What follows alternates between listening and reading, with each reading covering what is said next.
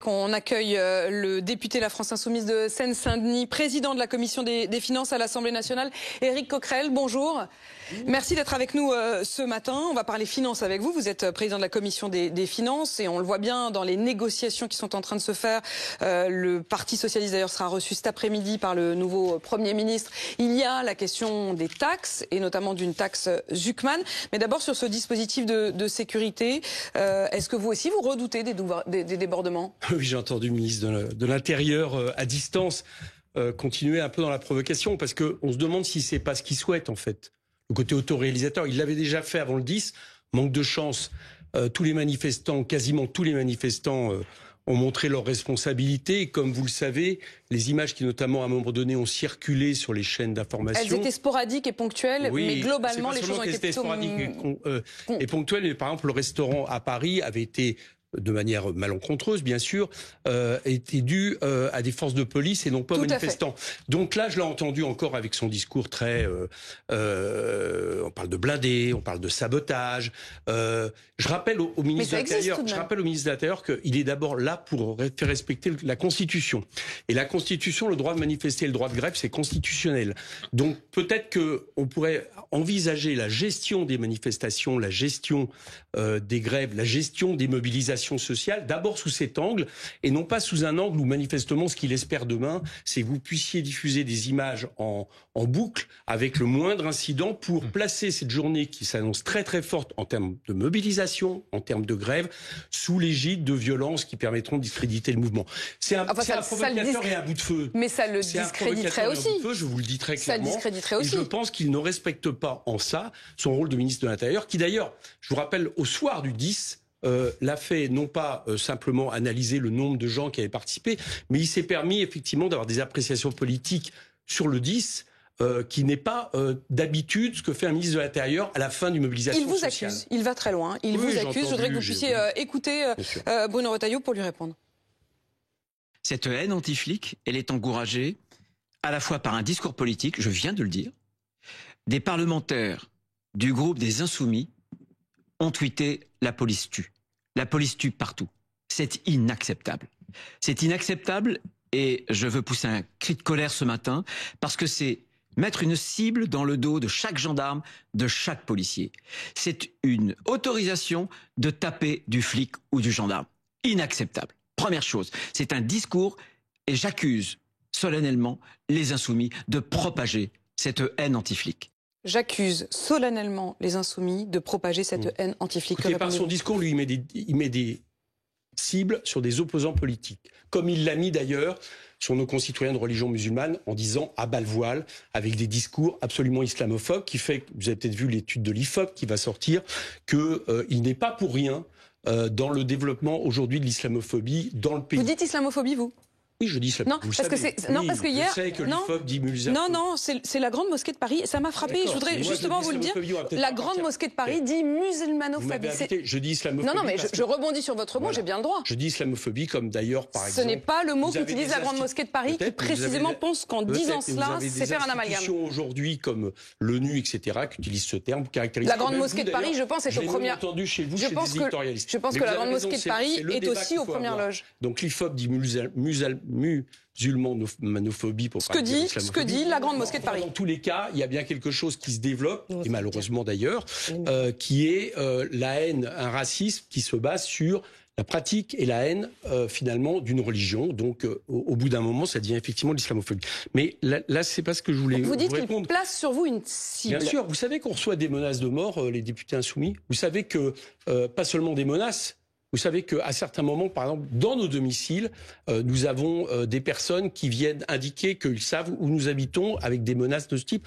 Et monsieur le ministre de l'Intérieur est en train, parce qu'en réalité, il supporte pas les opposants. C'est ça ce qui le caractérise comme ministre de l'Intérieur, ce qui en fait d'ailleurs un ministre de l'Intérieur, si vous voulez mon avis, très peu républicain.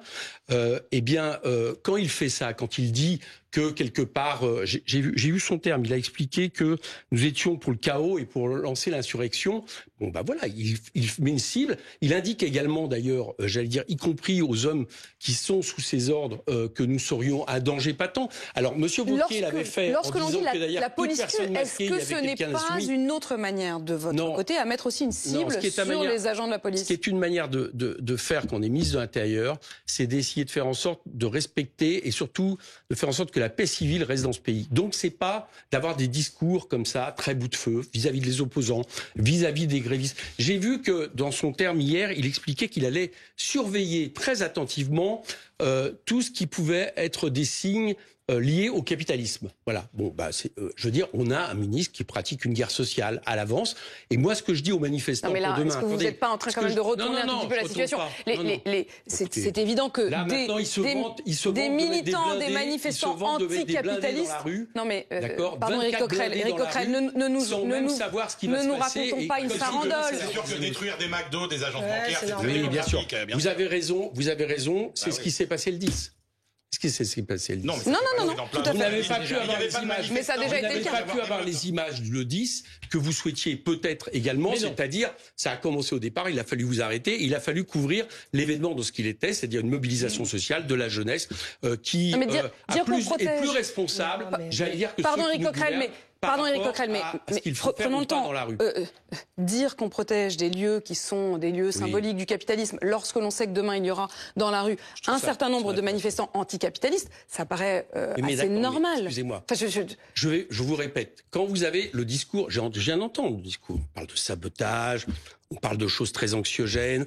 Mais du sabotage, il y en a eu la semaine dernière, Éric Coquerel. Non, mais on peut pas nier qu'il y en a. Ce que je suis en train de vous dire, c'est que vous, BFM... La semaine dernière, il y a eu 4 départs de feu le long d'une ligne de chemin de fer. Est-ce que ça n'est pas du sabotage? Moi, je veux bien qu'on utilise d'autres mots. Le 10 septembre, tout le monde est d'accord. Enfin, toute personne un peu raisonnable. Non, mais est-ce que 4 départs de feu le long d'une voie ferrée, ça n'est pas du sabotage, Éric Coquerel? Est-ce que je vous dis l'inverse? Mais est-ce que vous me dites que ces événements-là, le 10, ont été marginaux ou pas? Ah, je vous parle pas là du 10, je vous parle de ce qui s'est passé dans la nuit du week-end, d'actes de sabotage. Du 10 septembre, où déjà... Le ministre de l'Intérieur avait exactement le même discours. Et manque de chance, alors aussi parce que nous... Est-ce que c'est pas aussi parce que les policiers ont bien bossé? Non. Non? Ah non. Mais une précision. Non, c'est parce que... Non, je vais revenir là-dessus. Bon. Alors les policiers ont bien travaillé, oui, et ils ont même travaillé sur consigne, c'est pas les policiers que je mets en question. À un moment donné, sur le fait de faire des arrestations, même préventives. C'est-à-dire, quoi qu'il se passe, il y avait des arrestations préventives qui fait en cas de visage masqué. Se sont retrouvés en garde à vue, ont été évidemment, la plupart libérés tout de suite, se sont retrouvés 24, 48 heures en garde à vue, parfois entassés. Excusez-moi. Il y a un problème de gestion aujourd'hui des mobilisations sociales dans ce pays, qui confine, j'allais dire, à espérer qu'en fait il y ait des événements violents, et 2, assez anormal, au point, je vous rappelle quand même que ça a été... Mais vous ne pouvez pas tous vous renvoyer la balle de celui qui espère. Lui, il dit que c'est vous qui espérez que ça dégénère, vous dites que c'est eux qui espèrent qu'il dégénère. Par des institutions de l'ONU comme posant problème. Stéphane Laurent, il y a plein de pays en Europe. Je pensais, Éric Coquerel, que ce matin, vous viendrez nous parler de l'importance de la manifestation de demain. C'est assez amusant. Je m'attendais à ce que vous nous disiez ce matin que vous et les syndicats espéraient plus d'1 million de personnes dans la rue et que ça va être un moment important pour faire... Attendez, je finis ma phrase. Que ça va être un moment important pour faire pression sur le gouvernement. Je pensais que vous viendriez ce matin en brandissant le sondage commencé par le Parti socialiste, disant que toutes les mesures que veut mettre le Parti socialiste sur la table sont défendues par 8 ou 9 Français sur 10, plutôt que pour la énième fois d'accuser la police. C'est assez amusant ce que vous me dites. Vous me mettez, vous invitez Bruno Retailleau qui pendant une demi-heure a un discours par rapport à la mobilisation qui est uniquement... Vous me laissez finir? On fait notre boulot. Oui, d'accord. Enfin, vous invitez M. Retailleau et vous commencez la discussion sur ce que M. Retailleau a dit vis-à-vis de France Insoumise, sur ses propos provocateurs, et vous me dites, vous réagissez à ces propos provocateurs. Mais je pensais que vous réagiriez. C'est vrai que je vous ai interrogé. L'important, c'est le million de personnes qui aura dans la rue. C'est très bien votre transition, parce qu'on va y venir. Donc moi, je crois que M. Retailleau essaye d'avoir, je l'ai dit, un côté un peu autoréalisateur sur ce qu'il espère. Il souhaite une chaos demain. Oui, je pense qu'il souhaite le chaos. Mais laissez-moi répondre, puisqu'on m'invite à répondre à la mobilisation. Je pense qu'il l'a fait pour le 10, ça a échoué, parce que le 10 n'a pas été ça. Parce que le 10, il y avait peu de gens dans la rue. Non, c'est pas vrai. Il y avait. Par rapport, il y avait quand même 200 000 personnes. Il y avait quand même 200 000 personnes dans oui. Nous avons dit d'ailleurs que le 10 était une répétition générale, que ça allait s'amplifier le 18. Lui, il parle demain d'une revanche. Il parle d'une revanche. Non, vous dites répétition, il parle d'une revanche.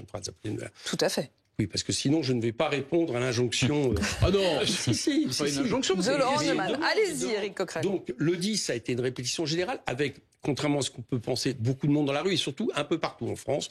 Nous, on estime qu'il y a eu entre 400 et 500 000 personnes mobilisées. Donc, voilà les chiffres que nous avançons. Donc, c'est beaucoup. Demain, il y aura beaucoup plus de monde en grève, etc.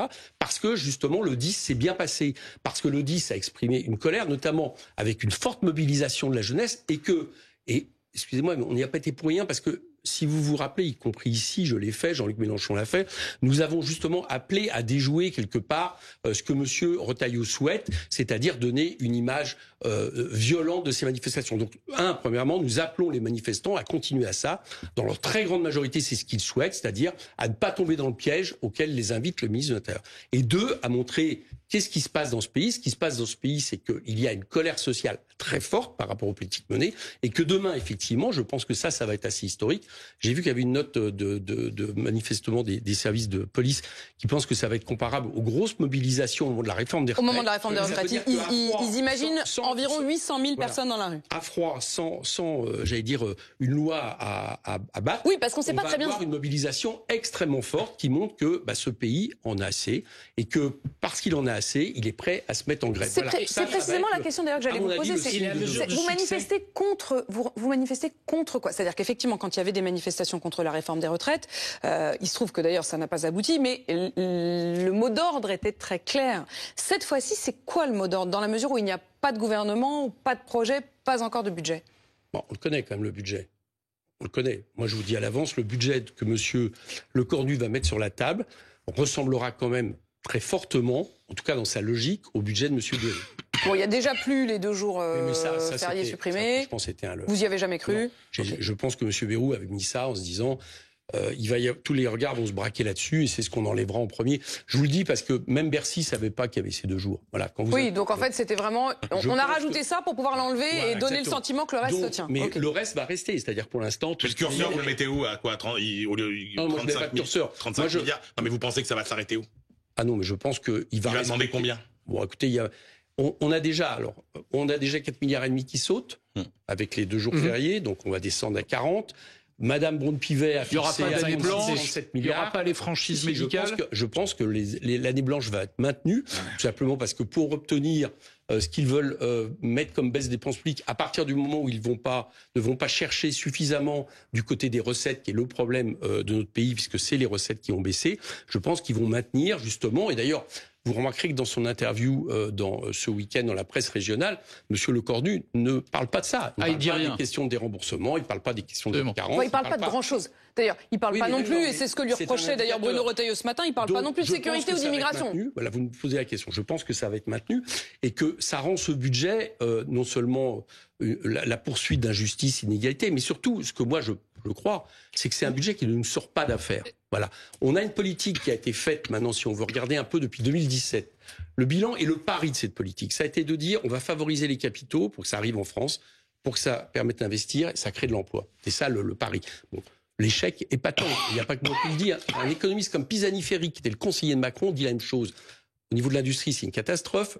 Le chômage repart à la hausse, le taux de pauvreté explose, la consommation intérieure baisse. Donc ce budget ne correspond pas aux besoins. Mais l'absence de budget n'est pas non plus une solution. L'absence de budget ne nous sort pas d'affaires non plus. Mais je ne dis pas le contraire, mais au nom de l'absence de budget, je vous réponds là-dessus, je pense que ce n'est pas ce qui justifie un mauvais budget, qui est mauvais pour la France. Et moyennant quoi, Éric Coquerel, vous n'allez pas discuter avec le Premier ministre de tous les sujets que vous portez? Alors, moi, le Parti Socialiste, il sera cet après-midi. Moi, président de la Commission des Finances. Bien sûr. Quand je dis vous, c'est vous les insoumis. Le PS y va, les communistes y vont, les écologistes, nous n'irons pas. Nous n'irons pas. J'ai entendu que les écologistes et le Parti communiste disent on va y aller par politesse. Oui. D'accord? Donc vous-même par politesse? Écoutez, on va pas faire semblant d'aller négocier quelque chose d'un budget qu'on estime mauvais globalement. Voilà. C'est un budget qui est imposé par un gouvernement encore minoritaire, parce que je rappelle qu'ils ont été battus en juillet dernier, et qui impose au pays quelque chose qui ne va pas. Donc nous, je vous le dis à l'avance, non, nous n'allons pas essayer de le corriger aux marges pour surtout ne pas voter la censure, parce que c'est ce que le gouvernement espère du Parti socialiste, nous ne jouerons pas ce jeu-là.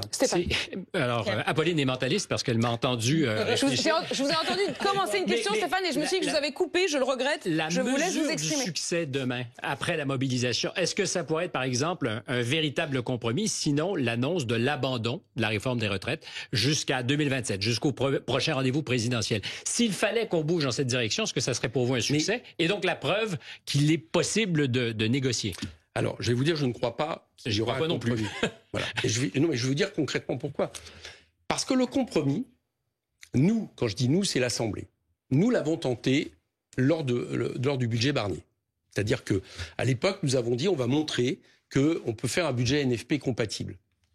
Nouveau Front populaire. NFP, voilà. Et donc, on a fait un débat et on a amendé tellement le budget qu'on a augmenté le budget de 60 milliards de recettes et que, pour la petite histoire, ce qu'on appelle l'article d'équilibre qui est fait à la fin par le gouvernement une fois que les débats ont lieu, mettez le déficit à 2,7%. Comme quoi, on n'a peut-être pas totalement tort de dire que la question est du côté des recettes. Qu'est-ce qui s'est passé? Est-ce que le gouvernement a dit « Bon, moi, je vais tenir compte du fait d'être minoritaire à l'Assemblée et je vais prendre, peut-être pas l'ensemble, mais des parties suffisamment significatives de ce qui a été dit ». Non. Il a fait un 49.3, il a rétabli son budget, donc il a été censuré. Donc voilà, moi, je ne crois pas comme ça, tout simplement parce que Monsieur Macron, et je vais lui faire un compliment quelque part, je ne crois pas que Monsieur Macron réagit par un ego qui fait que, battu, il veut quand même maintenir son pouvoir. Je ne crois pas à ça. Je pense qu'il veut maintenir sa politique, mordicus, vaille que vaille, qui avantage les plus riches détenteurs du capital avec les espoirs économiques dont je vous ai parlé tout à l'heure, et que donc je ne crois pas, on verra bien, mais là aujourd'hui je n'y crois pas. Vous n'y croyez pas à ce compromis? À ce compromis suffisamment significatif pour vraiment changer cette politique économique. Donc, parmi les points qui ont votre faveur, il y a cette fameuse taxe Zuckman qui est évoquée, qui est demandée aussi par le Parti socialiste. Je voudrais que vous écoutiez les propos de mon invité à 7h40 ce matin sur RMC, qui est le patron de BPI France, Nicolas Dufourcq. Écoutez ce qu'il dit de cette taxe Zuckman pour ce qui est de l'investissement et des entreprises en France. C'est un truc complètement absurde, en réalité.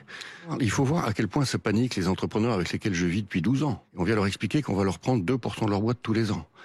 C'est invraisemblable. Et 2% d'ailleurs, pourquoi pas 3? Pourquoi pas 4? Il a fait son calcul en disant il nous manque 20 milliards. 20 milliards, ça fait 2. Mais le problème d'ailleurs, c'est qu'il manque pas du tout 20 milliards. Il manque 150 milliards pour stabiliser la dette française. Donc ça n'a aucun sens tout ça. C'est uniquement, d'abord, ça n'arrivera jamais. C'est uniquement fait pour hystériser le débat. Et donc le plus tôt ce débat s'arrête, le mieux ce sera pour les entrepreneurs. Il dit même que pour les entrepreneurs, si on prend 2% effectivement de leur outil de travail tous les ans, il dit au bout de 10 ans, moi je me retrouve, parce que lui, BPI France évidemment pourrait être potentiellement celui qui récupère ces 2% s'ils sont payés en actions, en morceaux d'entreprise. Il dit au bout de 10 ans, je me retrouve avec 20% d'LVMH, 20% d'Hermès, 20% de tout ça. Et donc en réalité, c'est une forme d'étatisation. Rien du tout. Il faut vraiment que la taxe Zuckman révèle quelque chose pour qu'elle fasse à ce point-là peur au système que quelqu'un comme Nicolas Dufourcq quitte, à mon avis, son rôle qui est le sien, qui lui implique une certaine réserve en termes de débat politique. Je rappelle que BPI France, pour avoir les propos qu'il vient d'avoir. BPI France, c'est eux qui investissent dans... Je suis choqué que Nicolas Dufourcq, qui, entre parenthèses, est validé par ma commission en tant que responsable du BPI France, ait des propos que je juge aussi politiques. Ça veut dire quoi? Ça veut dire que sous-entendu, vous laissez entendre que vous pourriez... non, c'est pas ce que je dis. Il ne va pas être renouvelé là. Ne pas le renouveler, quoi. C'est pas ce que je viens de vous dire. Je vous dis que BPI France, c'est pas une entreprise privée. Une banque. Je trouve qu'il quitte là son rôle. Mais qu'est-ce que vous répondez sur le fond? Qu'est-ce que vous répondez sur le fond, Éric Coquerel? C'est-à-dire si vous prenez 2% d'une entreprise tous les ans. J'ai bien compris qu'il y avait une offensive très forte vis-à-vis de la taxe Zuckman qui mobilise à peu près tous les partisans de ceux qui ne veulent pas toucher du tout à tous ceux qui ont engrangé des centaines de milliards d'euros. Il y a une offensive aussi dans l'autre sens. On peut dire que ça s'est vraiment installé dans le débat aujourd'hui, ce que je trouve d'ailleurs passionnant. Je suis pas naïf. Je suis passé chez vous à BFM Business il y a très peu de temps. Je me suis payé un raid coordonné de toute la Macronie néolibérale. Vous étiez, alors on va préciser les choses. Éric Coquerel, vous étiez face à Edwige Chevrillon qui vous a interrogé sur un point très précis. Et je voudrais qu'on prenne le temps d'en parler puisque vous l'évoquez. Vous savez quoi, on le dit dans un instant parce qu'on aura besoin de temps pour l'expliquer. À tout de suite. Retour sur ce plateau donc avec vous, Éric Coquerel. On parlait juste avant cette pause de votre passage effectivement à BFM Business. Vous étiez au micro d'Edwige Chevrillon. Séquence qui est devenue, on peut le dire, virale, c'est-à-dire notamment du côté des patrons qui s'en sont emparés parce que vous évoquiez l'entreprise Mistral Intelligence Artificielle, qui est donc une de nos licornes, qui est valorisée à près de 20 milliards d'euros et qui serait touchée évidemment par cette taxe Zuckman. Edwige Chevrillon vous dit mais il n'aurait pas les moyens de payer cette taxe puisque il n'a pas de trésorerie, il n'a pas pour l'instant de revenus, c'est une valorisation boursière et vous lui disiez c'est pas grave, il faut qu'il la paye. Mais comment alors? Alors c'est Edwige Chevrillon qui évoquait Mistral et Mistral est avancé en gros aujourd'hui par tous les... Je veux même vous faire écouter le patron de Mistral qui a parlé hier sur France 2. Vous voulez qu'on l'écoute? Non, je vais essayer de vous répondre d'abord. Mistral est évoqué comme élément montrant que la taxe Zuckman ne peut pas fonctionner. D'accord, c'est avancé. Alors, première chose, pourquoi tout le monde tape sur la taxe Zuckman, dont je t'allais dire d'ailleurs, c'est pas une taxe du Parti Socialiste, quand même, je tiens à le rappeler, puisque l'an dernier, elle a été votée à l'Assemblée nationale sur un amendement France Insoumise. Donc elle est aujourd'hui soutenue aussi par le Parti Socialiste. Bien sûr. Ah, non, je dis pas le contraire, je dis juste... Vous dites on était prêts. Okay. Et d'ailleurs, Gabriel Zuckman, qui sera en colloque le 1er octobre à l'Assemblée, dans un colloque que j'organise avec Charles de Courson, avec Stiglitz notamment, prix Nobel de l'économie, pour expliquer ça. Bien. Donc, la taxe Zuckman, pourquoi elle est fortement attaquée? Parce qu'elle règle pas tout, mais pourquoi elle est fortement attaquée? Parce qu'elle révèle le poteau rose. C'est quoi le poteau rose? Et c'est pour ça que la question revenu-patrimoine se joigne, en fait, en réalité. C'est que accéléré depuis 2017, ça avait déjà eu lieu avant, les gens, les ultra riches, transfèrent une part de leurs revenus, tout ou partie de leurs revenus personnels, vers un patrimoine professionnel.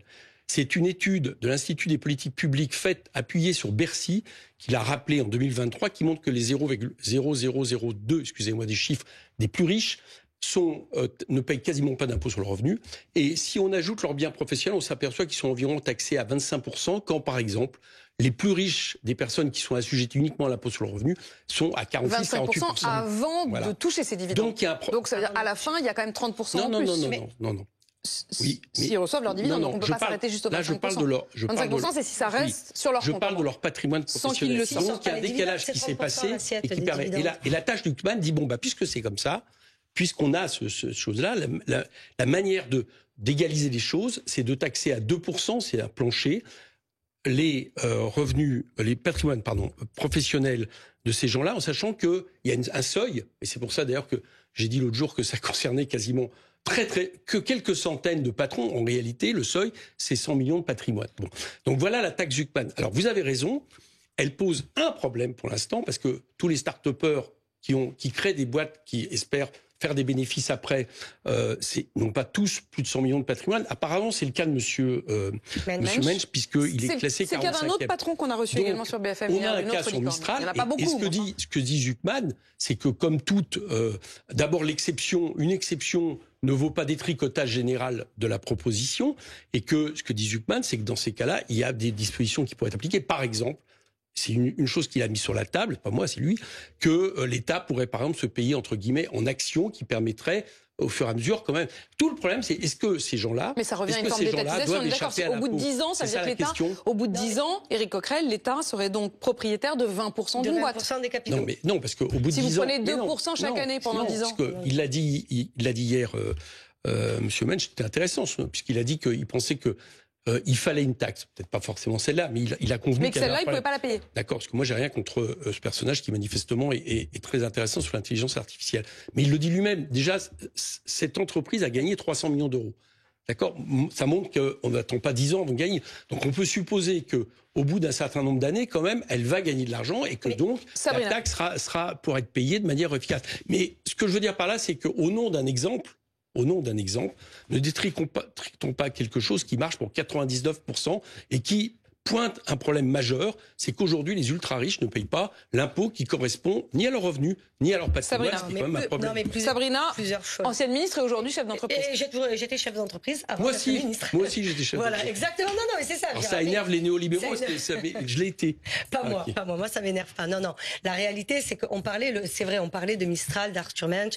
On a eu une magnifique boîte qui est reconnue mondialement, mais les 300 millions que vous évoquez, c'est bien sûr c'est rentré dans les caisses, mais en levant de l'argent, je le vois, je le fais moi. Quand vous levez de l'argent, vous levez de la dette, vous ne levez pas qu'en equity, c'est-à-dire vous ne levez pas juste du cash. Donc cette dette, faut la rembourser. Je veux dire, vous le savez, vous avez été chef d'entreprise, je le suis, je l'ai été. Donc moi, je pense que plutôt que de rabaisser le niveau à pour, contre, moyen, non. Posons les choses comme elles sont. Vous avez raison. Il y a un sujet peut-être sur les holdings patrimoniales, peut-être, mais c'est quoi les holdings patrimoniales? Les holdings patrimoniales, c'est-à-dire pour les très hauts revenus, là, je parle pas des boîtes comme la mienne. Les 500 plus grosses fortunes, voilà. par exemple. Non. La réalité, c'est que vous pouvez mettre dans votre patrimoine, dans votre holding, comment dire, ce que ça vous rapporte, c'est-à-dire la valeur de votre boîte, sans vous sortir des dividendes. Parce que là, vous avez raison. Quand on se sort des dividendes, vous le savez, c'est 30%. C'est 30% l'assiette fiscale. C'est la réalité. L'impôt sur les sociétés, c'est 25%. L'impôt sur le revenu, ça fait à la fin, en gros, un 50, quoi. Non, vous pouvez pas dire ça. C'est-à-dire 25%. Oui, mais vous arrêtez au 25% comme si l'argent ne sortait jamais. Simplement, vous ne pouvez pas dissocier les deux, parce que la différence, c'est que quand vous faites un impôt sur les sociétés, c'est-à-dire vous faites un impôt sur un agent économique. Là, il est à 25. L'entreprise est à 25. Bon. Après, l'impôt sur les bénéfices que vous tirez, cet argent, l'impôt sur les bénéfices, c'est pas la même chose. L'impôt sur les bénéfices, les dividendes, c'est un impôt qui concerne ce que des gens tirent de l'entreprise. Oui, c'est normal qu'un agent économique comme une société soit imposé, et c'est normal que des gens, d'une manière ou d'une autre, les salariés sont imposés, par exemple, sur leur salaire. On ne considère pas qu'ils travaillent dans l'entreprise, ça suffit. Donc on peut pas dire les deux additionnés font que un patron est taxé à 50%. Parce que vous oubliez que le chef d'entreprise, il paye ses charges, le salarié a aussi des charges, et encore une fois... Une dernière question politique. Le petit problème juste que je dis, c'est qu'on est en train... Moi, j'ai répondu là-dessus, justement. Je pense que la taxe Zuckman, elle concerne quelques centaines de chefs d'entreprise. Je sais plus, mais il y a quelques années, le revenu moyen d'un chef d'entreprise était 4 000 euros par mois. D'accord. Donc, on est en train d'associer des gens qui n'ont pas les mêmes intérêts. Moi, quand j'étais chef d'entreprise, il y a patron et patron, quoi. Mais oui, quand j'étais chef d'entreprise, il y avait des très grosses boîtes dont j'étais le client et qui, au fur et à mesure, baissaient leur devis, d'accord. Du coup, j'allais dire le train de vie de mon entreprise que je pouvais produire, etc. Que ce que vous pouvez payer en salaire était de plus en plus compliqué. Donc du coup, j'ai raison, il faut parler des salaires. Les gens ne détestent pas les riches. Eric Coquerel, vous êtes d'accord? Mais c'est pas le problème de détester les riches. Non, mais moi, j'ai pas un problème moral. C'est ça le vrai sujet. C'est que le propre du macronisme, le propre du macronisme, et ça c'est assez nouveau, c'est que quelques milliers de personnes, très peu, se sont enrichis. Ils ont doublé leur patrimoine, en gros, depuis 2017. Mais on est content d'avoir des riches, quand même. Vous êtes très content. On est très content d'avoir des boîtes qui marchent. Vous êtes d'accord que je suis pas sûr que vous allez réussir à faire dire à Eric Coquerel qu'il est très content d'avoir des riches. Non, mais des riches, en fait, des gens qui produisent de la richesse. Je suis aussi content que les salariés n'aient pas leur pouvoir d'achat qui baisse depuis 2 ans, ce qui est bon pour la consommation intérieure et qui est bon pour eux, et que le taux de pauvreté n'explose pas dans ce pays. Et ça a un rapport. On est tous parce que, je résume comme ça, quand vous avez 500 personnes les plus riches qui doublent leur patrimoine depuis 2017, et que le patrimoine du pays ne double pas, inévitablement, ça veut dire qu'il y en a qui cotisent. Il faut peut-être s'interroger. C'est de tous les grands pays, c'est les Français dont le revenu a le moins progressé. C'est les Français qui se sont le plus approvis de tous les grands pays. Et ça vous étonne pas qu'il y ait soit un pays dans lequel il y a par exemple... dividende, on est champion d'Europe. Non mais d'accord, mais regardez le niveau de vie moyen des Français. Et il y a 80% des Français qui savent même pas ce que c'est que les didividendes. Donc moi je veux bien que vous ayez cette obsession sur les riches. Mais si le revenu par habitant des Français est celui qui a le plus baissé, alors qu'on est le pays qui a le plus de dépenses publiques au monde, qui est le pays qui taxe le plus les entreprises c'est pas à vous que je vais faire un cours sur le partage de la valeur ajoutée. Il y a un rapport quand même entre ce que prend le capital et ce qui reste au travail. Bon, et c'est depuis 2017, ça part trop dans un sens et c'est pas bon pour l'économie parce que ceux qui consomment, c'est quand même les 90% de Français qui consomment et c'est un des problèmes d'ailleurs du budget qui nous est présenté. Merci beaucoup. On continuera ce débat. Merci Eric Coquerel. Fantastique d'avoir justement pu prendre le temps et sortir des caricatures. Eric Coquerel, vous êtes député La France Insoumise de Seine-Saint-Denis et président de la Commission des finances de l'Assemblée nationale. Merci d'avoir pris le temps de répondre à toutes nos questions. Plus globalement, je voudrais juste qu'on écoute. Je vous libère Eric Coquerel, mais sauf si vous voulez absolument écouter ce que dit Bruno Retailleau en tant que, pour le coup, président des